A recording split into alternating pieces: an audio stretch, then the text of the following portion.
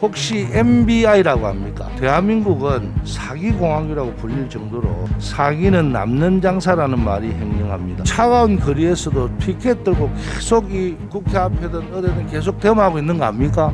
뭐 데모까지는 제가 보지는 못했습니다. 그럼 제가 내일부터 금융위원회 앞으로 보낼까요? 6만 명을. 범죄 이득보다 처벌 수위가 크다는 메시지를 줘야 이런 일이 없거든요. 피해 구제를 위해서 최선의 노력을 다할 수밖에 없다 이렇게 생각합니다. 거기서 얻는 이익보다 자기들이 더 내는 게 더 많아서 그런 꿈을 꾸지 않도록 그렇게 하는 것을 마련을 하겠습니다.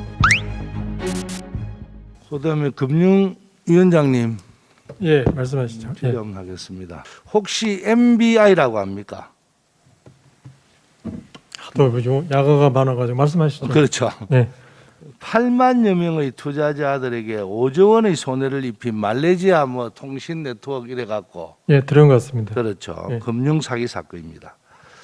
또 1만여 명에게 1조 원대의 피해를 입힌 IDS 홀딩스 사건.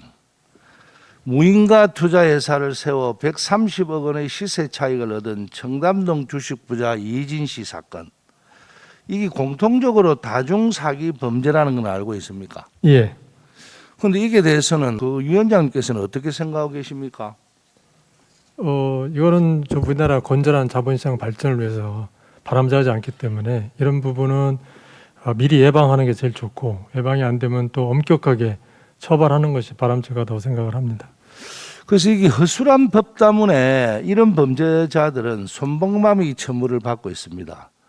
그래서 변호사 잘 쓰면 금방 나와요. 오히려 피해자들은 스스로 자책하면서 합병도 없고 자살하는 사람이 더 많습니다. 법은 오히려 범죄자에게 면죄부를 주는 역할을 오히려 하는 것 같아요. 그래서 한 50억, 100억 해갖고 변호사비 한 20억 주고 한 2년 살면 나와서 또 합니다. 감옥에서 몇 년만 버티면 숨겨둔 재산으로 떵떵거리고 또다시 이런 범죄를 저지르고 이런 다중사기 범죄를 당하는 국민들이요. 요즘은 인터넷이나 이런 휴대폰 이런 게 너무 발달이 돼서 대다수가 또 고령 서민이 대다수죠. 알고 있습니까? 예. 그래서 이런 분들이 이 차가운 거리에서도 피켓 들고 계속 이 국회 앞에든 어디든 계속 데모하고 있는 거 아닙니까? 알고 있습니까? 뭐 데모까지는 제가 보지는 못했습니다. 그럼 제가 내일부터 금융위원회 앞으로 보낼까요? 6만 명을.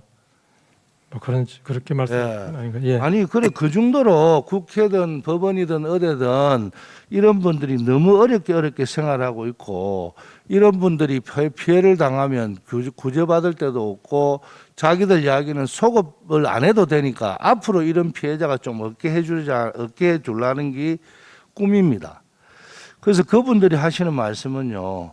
대한민국은 사기공화국이라고 불릴 정도로 지금 우리나라 대한민국이 이런 다중사기 범죄 온상이 되어가고 있습니다. 왜냐하면 사기죄에 대한 처벌 수위가 낮고 법원의 형량이 높지 않기 때문입니다. 대부분의 양형과 사기죄 양형을 보면요.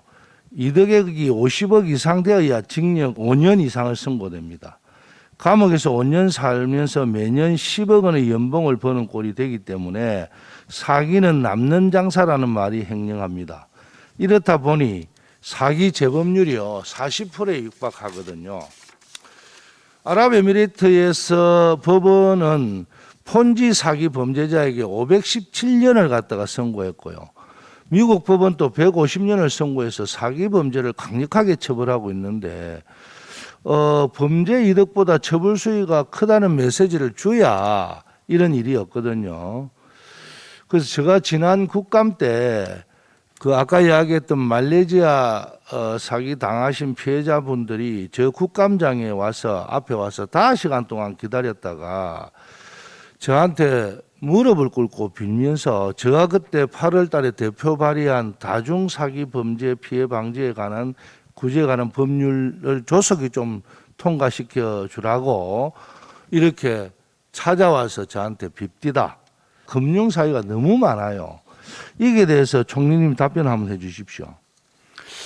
예, 참 그런 경우를 당하면 딱하고 안타깝기 짝이 없죠. 그래서 어떻게든지 제도적인 개선 노력을 통해서 그런 일이 일어나지 않도록 방지를 해야 되는데 이제 그게 쉽지 않은 일이어서 사후에 그런 일이 일어나더라도 정부 당국으로서는 피해 구제를 위해서 최선의 노력을 다할 수밖에 없다 이렇게 생각합니다. 그래서 제가 낸 법안을 이번 국회에 반드시 내가 다음 21대는 통과하도록 할 텐데요. 정부도 할 일이 있습니다. 다중사기 범죄 피해자의 대부분이 정보 취약계층이나 경제 취약계층이거든요. 이런 분들을 노리는 범죄자들의 수법도 진흥화되고 고도화되고 있는데요. 이런 반사회적 범죄를 사전에 차단하기 위해서 전방위적인 차단 시스템과 유사의 범죄가 재발하지 않도록 홍보도 좀 강화해야 될 것이고요. 그리고 또 금융위, 금감원, 과기정통부, 경찰청 등과 관련 부처가 금융통신 수사 전 분야에 협력하고 대응을 좀 강화하는 방안도 총리님 연구해 볼 필요가 없겠습니까? 예, 노력이 필요하겠습니다. 사실로 이런 사기 범죄는요, 극단적인 가족 파괴를 부릅니다. 어찌 보면 살인죄보다 더 엄하게 다루어야 하고요. 이거는 우리가 오늘 이 자리에서 한 번 더 깊이 우리나라 형법 체계를 반성해 볼 필요가 있습니다. 있는 사람은 자기들끼리 다 알아서 합니다. 없고 힘든 사람은요, 몰라서 사기당하고 어디 억울해도 하소연 할 때도 없고요.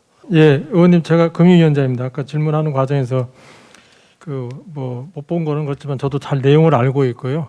아까 말씀하신 대로 금융위, 금감원, 과기정통부, 경찰하고 해서 일단 보이스피싱 같은 그런 사기에 대해서는 철저히 지금 합동 단속 내지는 예방 조치를 하고 있고요.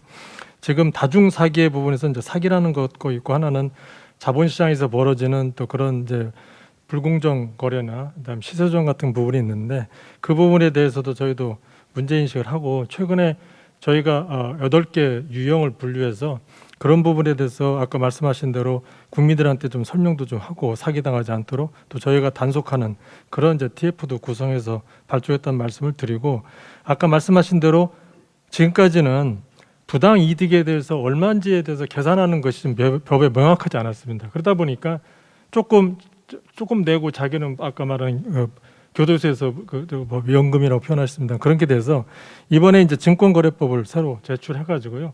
부당 이득을 계산하는 법을 저희가 새로 만들었습니다. 그래서 심의 중에 있고 그렇게 하고 두 번째는 지금까지 이제 과징금을 거둬들인 것이 근거가 없었는데 이제 과징금을 다 회수할 수 있는 그런 근거를 이번에 만들었다는 말씀을 드리고 예, 박지호 의원 수고하셨습니다. 관련해 갖고 이 법무부 차관이시지? 이 법무부에서도 이런 금융 관련된 다중 사기 범죄 관련해서도 지금 사실은 법무부가 주도적 역할을 해야 돼요. 네네. 금융위 관련 기관들 일단 모아갖고서 처벌 규정 또는 수사라든가 또는 양형 문제를 적극적으로 좀 논의를 하세요. 네네, 잘 알겠습니다.